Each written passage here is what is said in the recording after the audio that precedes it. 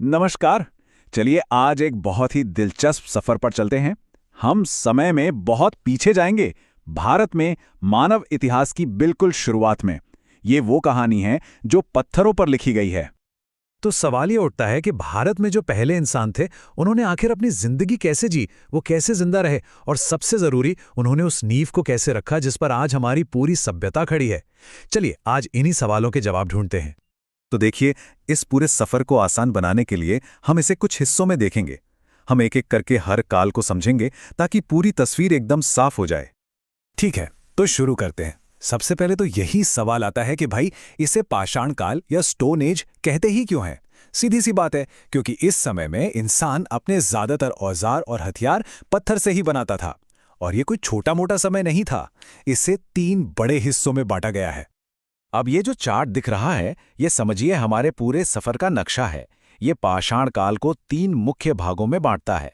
सबसे पहला है पुरापाषाण काल, यानी सबसे पुराना और सबसे लंबा दौर। फिर आता है मध्य पाषाण काल, जो एक बदलाव का समय था। और आखिर में है नवपाषाण काल, जहां एक बहुत बड़ी क्रांति हुई। हम इन्हीं तीनों को एक एक करके समझेंगे। जरा इन तारीखों पर गौर कीजिए। पुरापाषाण काल 26 लाख साल से लेके 9000 ईसा पूर्व तक। मतलब आप सोच सकते हैं, इंसान के इतिहास का लगभग 99% हिस्सा तो बस इसी एक काल में बीता है। इससे अंदाजा लगता है कि उस समय विकास की रफ्तार कितनी धीमी थी। तो चलिए अब अपने सफर के पहले पड़ाव पर पहुंचते हैं, पुरापाषाण काल। ये मानव इतिहास का सबसे लंबा दौर है, जहां जीने के सबसे बुनियादी तरीके सीखे गए। सोचकर देखिए, उस समय की जिंदगी कैसी रही होगी। पूरी तरह से प्रकृति पर निर्भर। लोग जानवरों का शिकार करते थे और जंगलों से कंदमूल फल इकट्ठा करते थे। इसीलिए उन्हें शिकारी संग्राहक कहा जाता था। उनके औजार भी बहुत सीधे साधे थे, बस खुरदुरे पत्थर, जिन्हें पेबल उपकरण कहते हैं। और रहने के लिए वो कुदरती गुफाओं का इस्तेमाल करते थे, जिसका सबसे बेहतरीन उदाहरण है मध्य प्रदेश की भीमबेटका गुफाएं।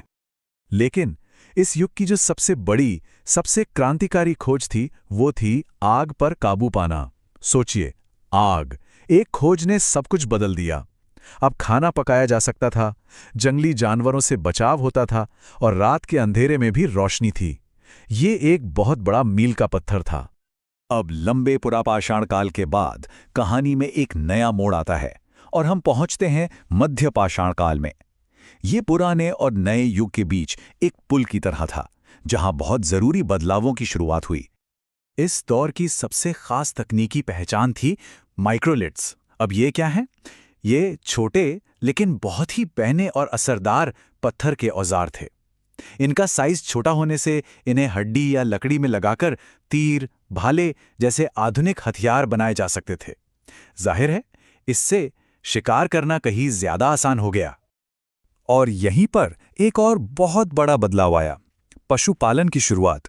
इंसानों ने पहली बार जानवरों को पालना शुरू किया।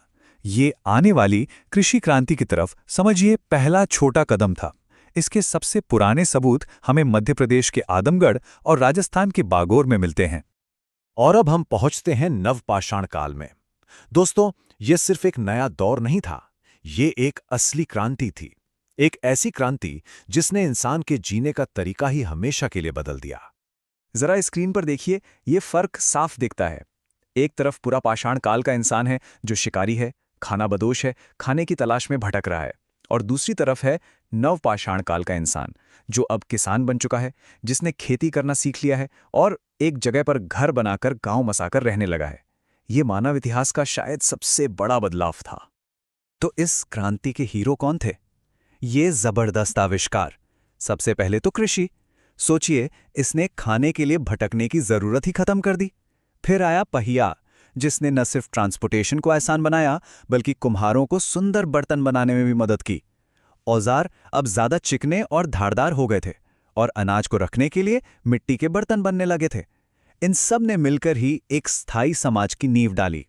अच्छा, अब तक हमने कहानी समझी। अब चलिए कुछ ऐसे फैक्ट्स पर नजर डालते हैं जो सीधे सीधे आपके एग्जाम में पूछे जा सकते हैं। तो यहां पर थोड़ा ज्यादा ध्यान देना है, ये बहुत जरूरी है। ये नाम तो बिल्कुल रट लीजिए, अलेक्जेंडर कनिंघम। इन्हें भारतीय पुरातत्व का जनक या फादर ऑफ इंडियन आर्कियोलॉजी कहा जाता है।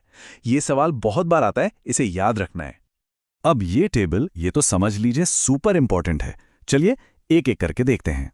मेहरगढ़, जो आज पाकिस्तान में है, यहां से खेती के सबसे पहले सबूत मिले हैं। कौन सी फसल? गेहूं की।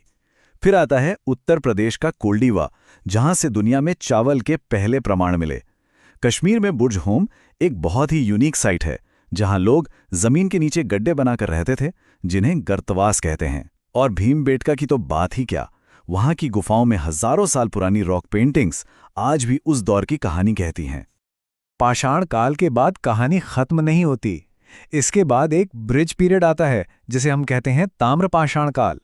जैसा कि नाम से ही साफ है, ताम्र यानी तांबा। ये वो दौर था जब इंसान ने पत्थर के साथ साथ पहली बार किसी धातु यानी कॉपर का इस्तेमाल शुरू किया। ये स्टोन एज और आने वाले ब्रॉन्ज एज के बीच की एक बहुत ही जरूरी कड़ी थी। तो ठीक है, आज का ये सफर यहीं खत्म होता है। लेकिन जाने से पहले मैं आप सबके लिए एक सवाल छोड़कर जा रहा हूं। सोचिएगा जरूर, इन तीनों में से आग, पहिया और कृषि,